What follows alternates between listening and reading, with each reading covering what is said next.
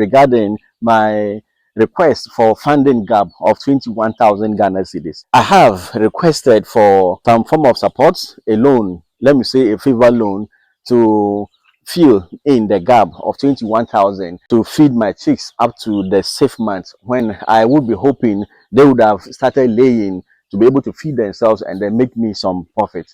So I came to most of you through various means, and still I couldn't get any form of support. So this raised a lot of issues. One is that, so most of the people in my circles, most of them, they work, most of them also are in the government public sector. So the question is, I know from the bottom of my heart that if you guys had it, if you girls had the money, you would have given me without even having to prolong the request. But the truth too is that I know you guys don't have it. That is the reason why I didn't get it. And like I've been saying, this is not the only time I requested for a form of loan to support my business development that I didn't get. So how come someone will be working for, let's say, 10, 15 years and above, and it is not possible to be able to raise 21,000 Ghana cedis after working for such a long time? So a number of reasons come up. Apart from the fact that many people have a very, very poor habit of saving, the truth is that the wages in Ghana are just too low to be able to support livelihoods and to be able to get some to save. This is a truth. This is the truth. And there is actually, there's no much defense one can give to this. Although habits and how one spends and how one thinks about future finances and everything, but the fact remains that if you want to save and your income is not enough, you'll not be able to save in order to be able to give somebody 21,000 Ghana cedis. The average salaries of Ghanaians, for those in the public sector, somebody with a degree like me, when I was in the public sector, I was earning less than 5,000 Ghana cedis a month. And having worked for more than 12 years, my salary was less than 5,000 with a degree. And having a wife and kids who attend school, and me myself trying to upgrade myself in school at that time, obviously I'll not be able to save any money. Not only because of that, for which reason I left, but majority of my people, majority of my friends and family, colleagues and what have you are still in government or public sector. So if we are all going to continue to yearn to work in the public sector, which has a low remuneration as it is, how then do we move out of the trap of poverty? I moved out because I have a lot of interest in entrepreneurship, and far more than anything, I believe that it is entrepreneurship that I'll be able to make a lot more money, so that I'll be able to help my own self, my family, and people. One thing that I do which makes me a little more comfortable and happy. So if I'm going to remain in public sector, I may not be able to help as much as I will be able, I will need to do. So now, if one is as desirous as I am in entrepreneurship, and you remain in the public sector, how will you be able to do a meaningful investment? I brought up a total of 140,000, earning less than 5,000 Ghana cedis in a month. How long will it take someone to be able to raise this amount of money to start something meaningful? Even that amount that I was able to raise through my savings and selling of some of my properties, I ended up with 1,000 chicken, which is still not up to the needed amount of money to fill the budget, for which reason I requested for 21,000 Ghana cedis. So you can see those who remain in there and hope to make something meaningful, build houses, be able to buy cars, be able to travel once in a while for vacation. How would they be able to do it? Although salaries vary, remunerations vary, wages vary across government departments, but the majority are those who are going to live from hand to mouth. By 15th of the month, money is already finished, and now it is borrowing upon borrowing until the month ends. So everybody and how they intend to see through their lives up to retirement and up to when they go back to their creator. However, there's need for introspection into, if you want something to be different for you in the next 10 years, there's a course you also need to take, a big course, a big shift that will change the trajectory. If not, remaining in the same place and looking for big shifts, that wouldn't happen. It wouldn't happen. No wonder Some of our compatriots, they travel abroad and they say that salaries there are good, but the cost of living too is as high as that. For which reason, if it is just going to be to live in abroad, take care of oneself, it will be fine. But to be able to do business there, it won't be possible. But converting that cash they earn over there back to Ghana, it's a whole different game because the money is a little bigger. They can do some of the things that they couldn't do if they were in Ghana earning the same meager amount of money. I'm not asking you to leave your job within the government sector and come into entrepreneurship. I'm not also asking you to take your bag and leave the country.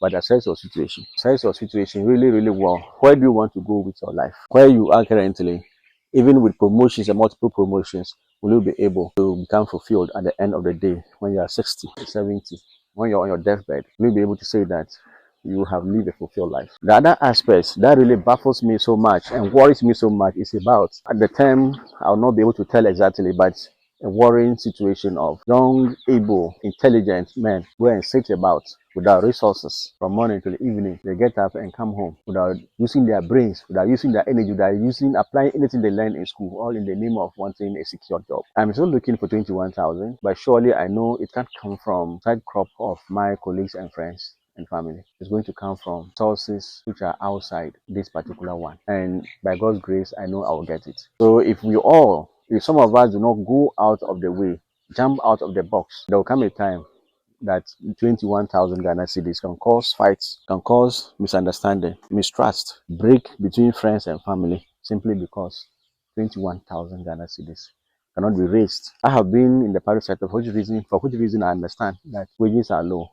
But assuming I was not part of it in the past, I'll just assume that friends and family abandon me. They don't want to give me, they have it, and blah, blah, blah. But I understand. If you haven't been able to raise this for me, do not feel ashamed. I know the situation. But how will it be if you yourself need it for something urgent?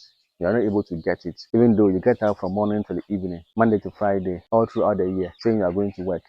When that work cannot really get you something very meaningful. We will need to rethink this so much and a lot that our kids, our children, don't repeat some of these things. Obviously, there are certain government works or private works that are quite lucrative that you can say that for a degree, a second degree, or a PhD, once you are engaged in it, you will be able to have a decent life. But how many are able to get to that level? How many are able to get into those particular types of jobs? It is not many, just a handful. But the majority, as I know, as you and I know, are the nurses, the teachers, the public civil servants.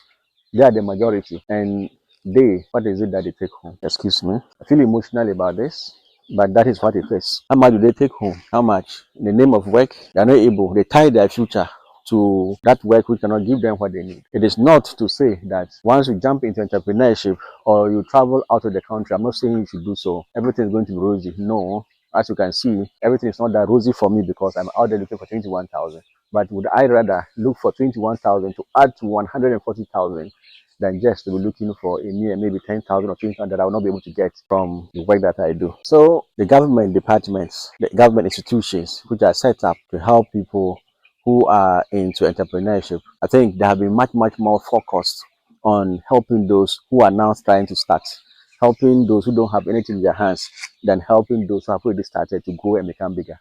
And I think government needs to look into that aspect where those who have already taken off, for government to help them to fly, rather than helping, assuming, and setting up structures purposely to target those who are yet to start with very little. Hair dryers, rudimentary machines that can help them to start. Very important because as a general population, there are those people are more.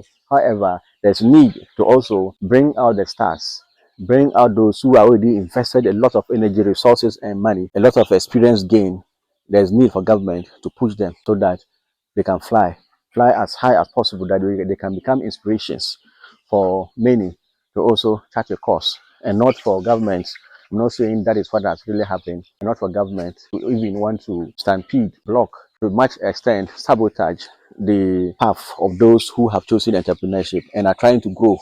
In the past, though I can't say it is 100% true or not, some banks, some institutions were closed down, not necessarily because of government's sabotage, but because if this kind of thinking had gone on, government would have tried whatever means it can, punish those who have done wrong, but still allow the businesses to grow in such a way that they can compete locally and internationally.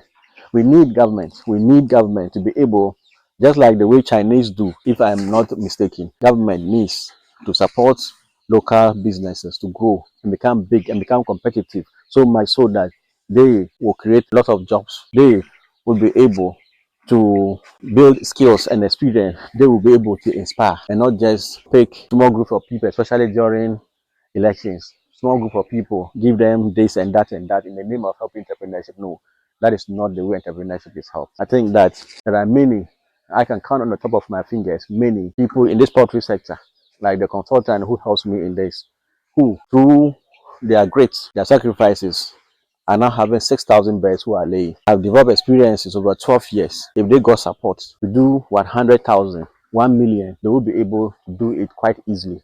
They have employed people who have also gained skills. They have gotten land. They have gotten all the resource that is needed from their own means. And now, how to expand if government could come in. It doesn't matter.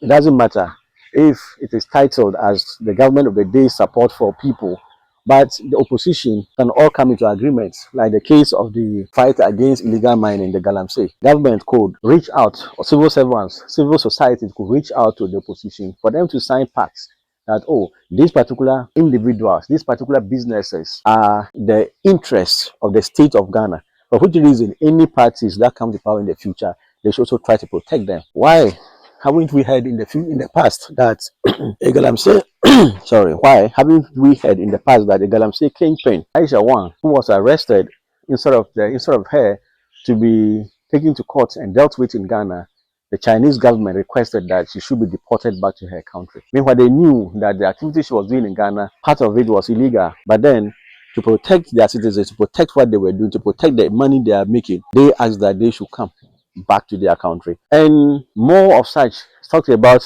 in the US especially, where their citizens, no matter what they are doing, they want them to come back to their country and not to face anything called justice anywhere in the world. It is these things that have made those countries great, but not just to give pittance, promise pittance, and sometimes not even ending up not giving it out to those people who deserve it. We need more to see Ghana grow from where we are to where we want to be. We cannot do politics. We cannot just do whatever that is being done currently and want us to develop as much. I know I'll get a 21,000, but not from government needs. I'll get it, inshallah.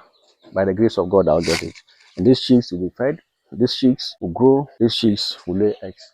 And I'll pay it back. And even with the government support, which I'm hoping government does for other people, this will grow, it will grow. You can also start yours.